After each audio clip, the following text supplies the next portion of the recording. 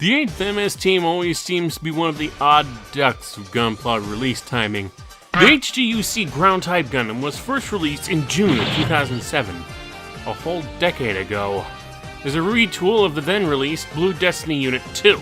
It would be released again in September 2009 as a UC hard graph set that included various editions. Then, in November 2010, came the GUF Custom. Then the UZ8 in April of 2013. The K-type ball and high-mobility TIAS-type Zaku would get snuck in as premium Bandai exclusives in both 2012 and 2016 respectively, if you want to count those. I could probably do some research to try and piece together why all these releases just pop up whenever they do. And to be fair, the 8th MS team isn't the only series to suffer from awkward and drawn-out release schedules. The point is, there are a number of releases from the 8th MS team that you wouldn't expect to take so long to get out, since they would have been fairly minimal retools. Instead, their drawn-out release times cross engineering eras and end up entirely new molds. Which brings us to the January 2017 release of the HGUC ground-type GM.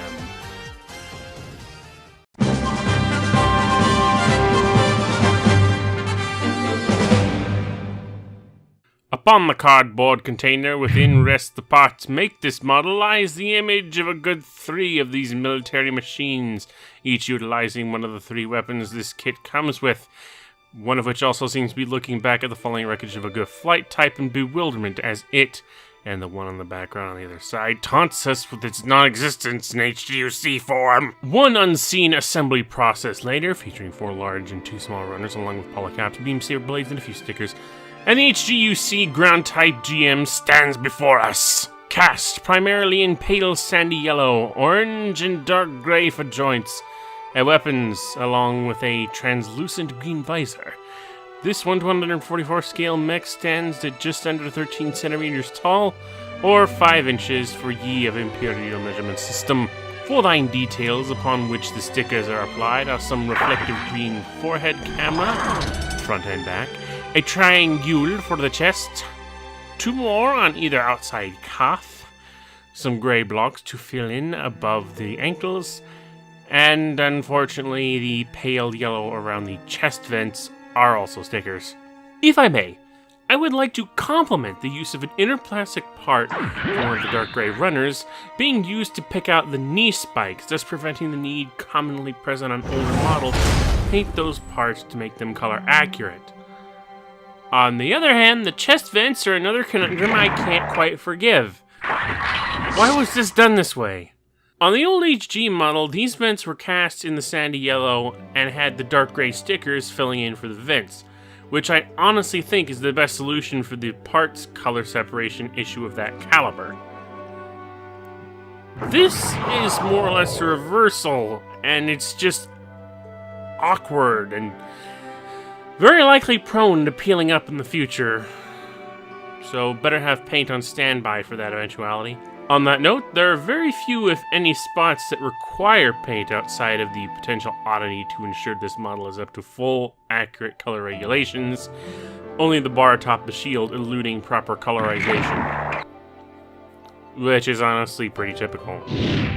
There are also clear back numerical marking stickers, so you can assign what team this model belongs to if you so desire. Articulations are of the great variety, and include some new features I wouldn't expect from the ground type of all ground types, such as a super sick ab crunch and double ball jointed gesticulation, meaning average Jim can get some fabulous twists. Of course, there's a lawnmower to save him from strangers in a dark alley, so some self-defense items will come in handy. First up, we have the good old 100mm machine gun with its full overstock, flip-out side handle, and droppable ammo pack, which can thankfully be replaced by ones on either side skirt, unlike the EZ8, which were just molded on afterthoughts.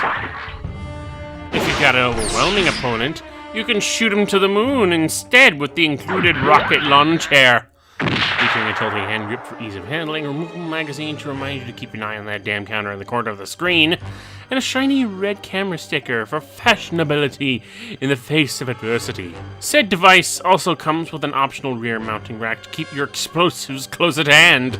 If a sleek Cyclops ignores you on the other hand, try capturing his heart by literally capturing him with the included net gun.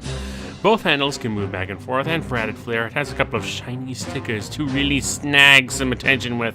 For those close encounters, you can always fall back on the beam saber stored in the calf panels. If all else fails, the best offense is a good defense. Or something like that. And the claw shield is willing to oblige on both fronts. It mounts on the side of the arm, can rotate, extend out for maximum face bash ability, and can be propped up on the ground. More face bash ability. For clarification, the only hands in this kit are, well, just the two holding hands and the left displayed open one. Oddly toyetic, as, with the exception of the rocket launcher, which only requires the hand cover to be removed, all the included weapons simply slip into either of the hands rather easily, being as none of them have trigger guards. This can prove to be somewhat tricky when attempting to interplay with weapons from other ground-type models, but with a few minor workarounds, it's all good. If you want your ground GM to go backpacking with the weapon racks borrowed from one of the ground Gundams, it's unfortunately going to take some significant modification as the backpack pegs aren't really compatible at all. These are all issues specific to the pattern of interchangeability with other models of the same ilk, though. On its own, the HGUC ground-type GM stands on its own quite well, and at 1,500 yen asking price does nothing to disappoint. It's just, with interchangeability in mind, considering the full possible arsenal of weapons usable by any of the given ground-type units, each of the HGUC models in this lineage being engineered differently makes that ideal a bit awkward to achieve and goes to highlight what a tiny difference can make. As such, I really wish this new mold would be used to make an improved high-grade Universal Century Gundam ground type sometime in the near future, both for the sake of making more compatible weapons and in general just so that I can have a much better ground Gundam that's up to modern standards. Not gonna bank on it though, as it took this long to get the GM. Though this is getting retooled as an updated Blue Destiny, so who knows. This has been a Devasia Mentality review. I have no idea what I was thinking when I wrote this. Remember, RCFS, and out. Is that a way to end a review compared to the way I end most of my videos for Let's Play? I don't know. We'll see how it turns out.